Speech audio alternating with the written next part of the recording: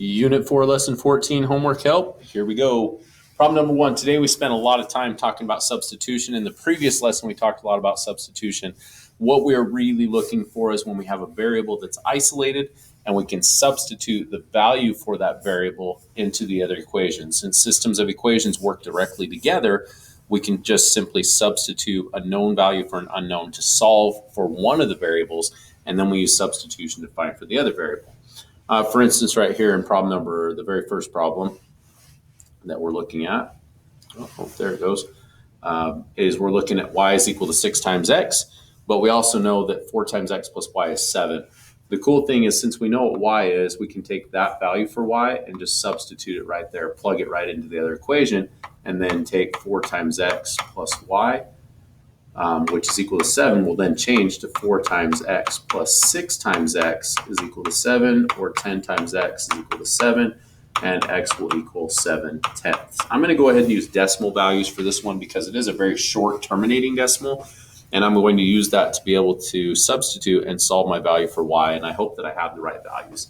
So what we would say now is that y is equal to 6 times 7/10.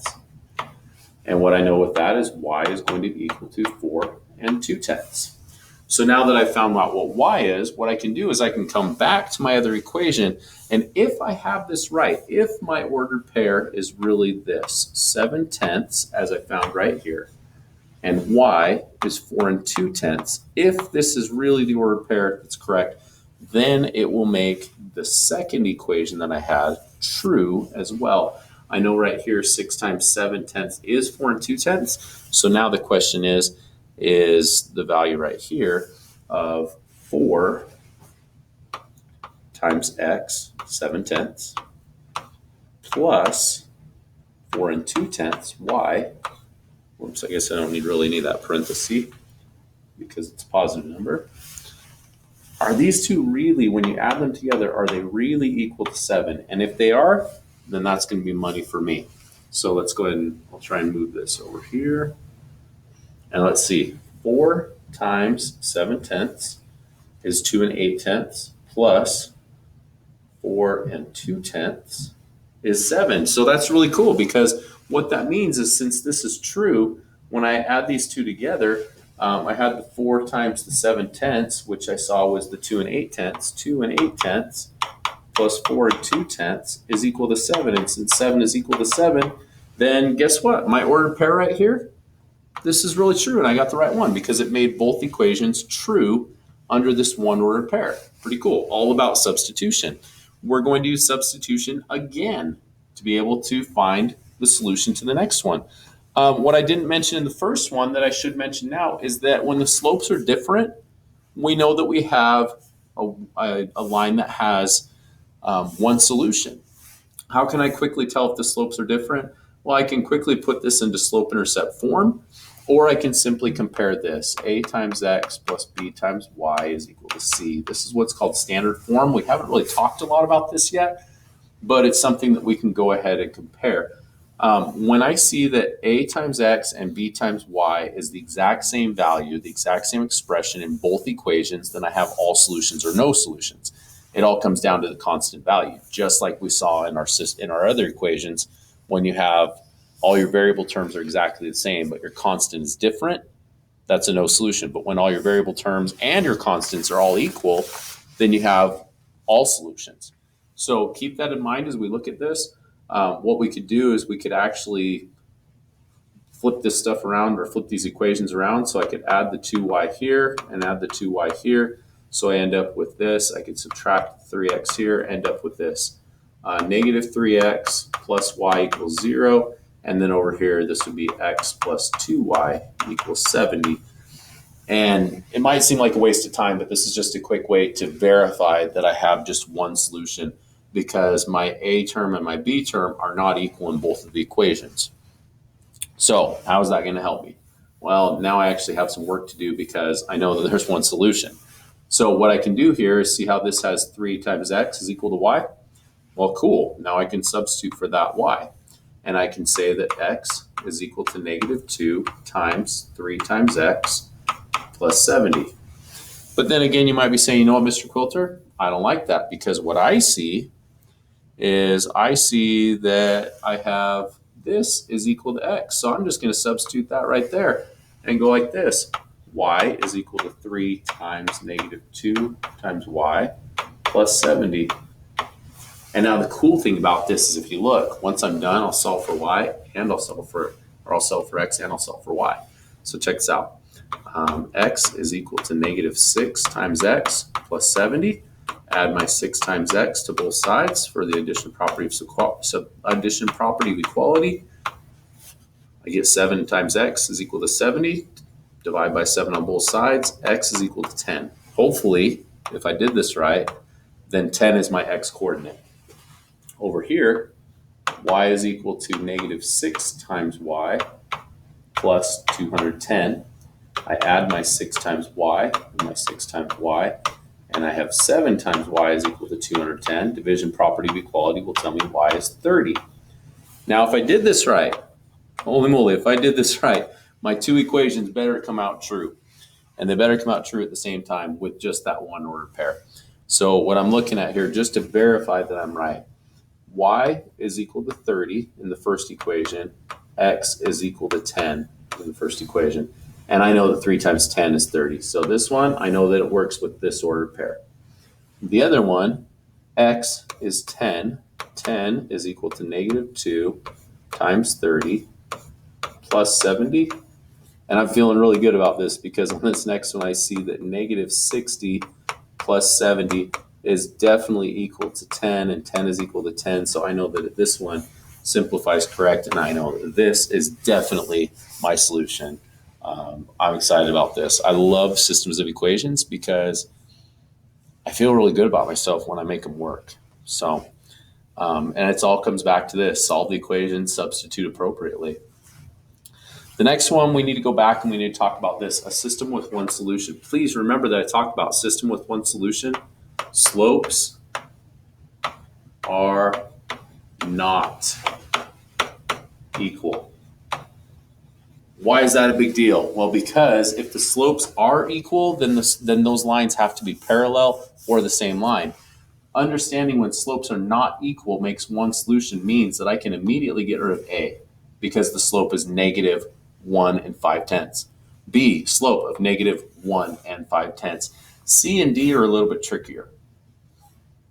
But here's the thing that I think that they're messing with us on.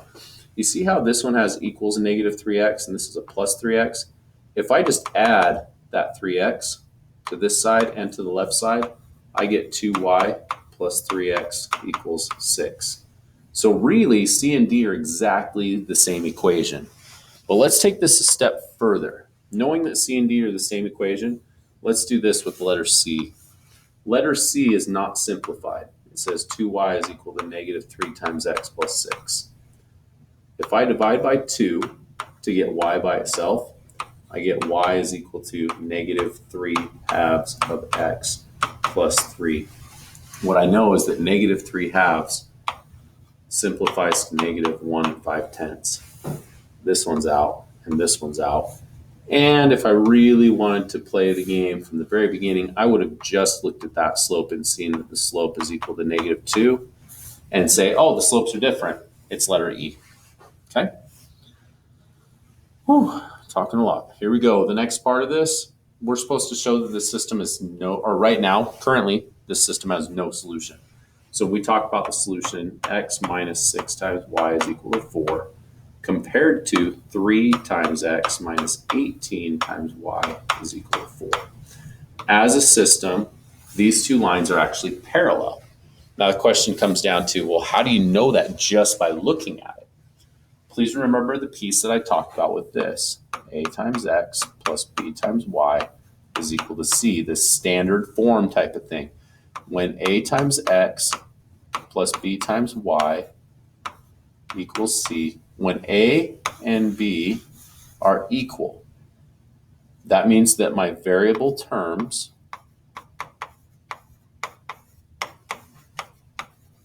when they're equal, but when the constant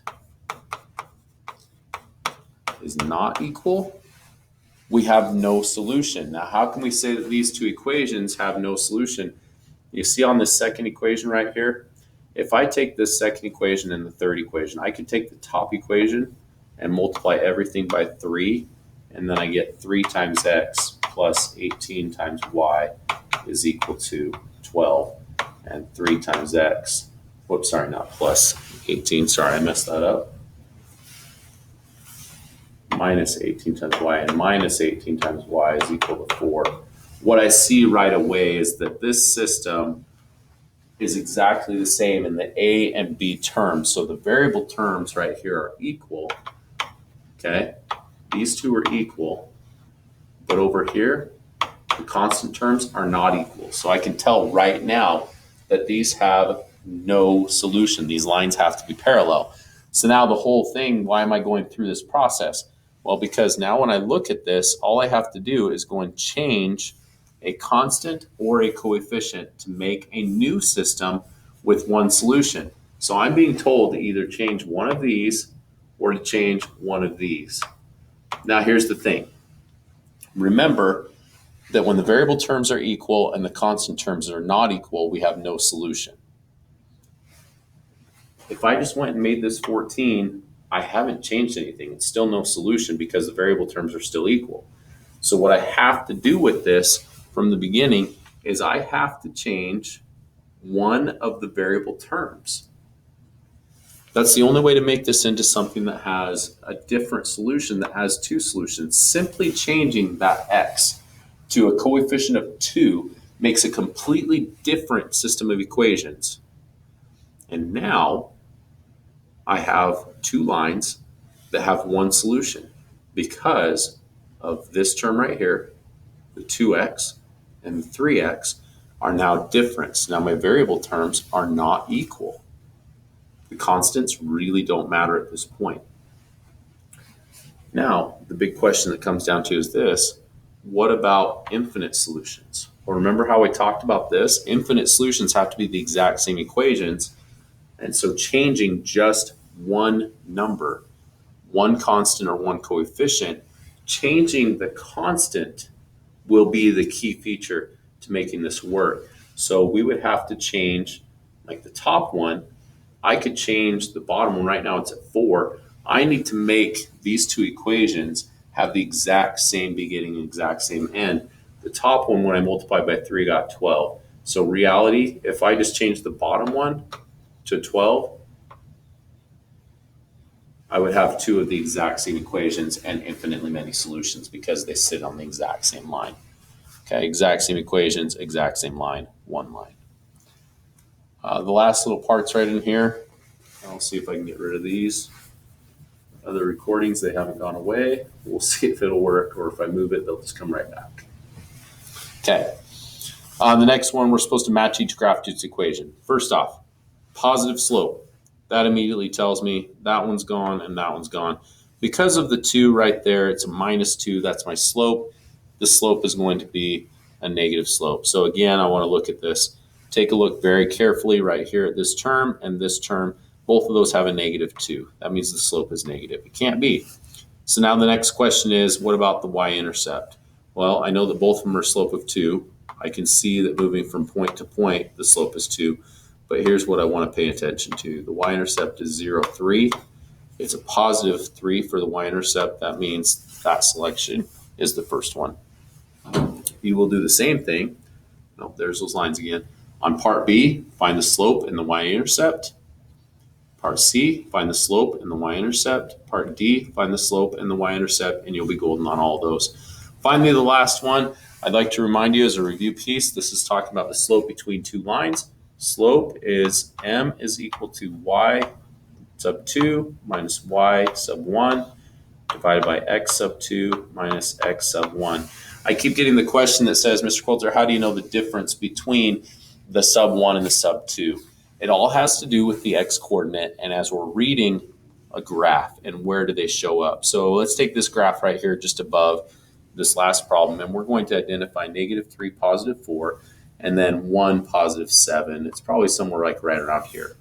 Not only can I tell this is a positive slope, I also can tell when one of the ordered pairs shows up first. -3, +4, as I'm reading my graph from left to right, is the first one I see. So this becomes order pair number 1. Order pair number 2 is 1, 7. So now when I'm doing my work, I know which one is x1 and which one is x2. I also know that y1 and y2 follow right along with their x. So what we'll do with this is I see this, the negative number 3, negative x, or the x value here, negative 3, is smaller than 1. So this is a giveaway for me to understand this is order pair number 1. This one must be order pair number 2. Now, why does this matter? Keeping them in order will make sure that my x values here on the bottom stay positive. And so now here I go with y sub 2. That's this one right here. It's 7.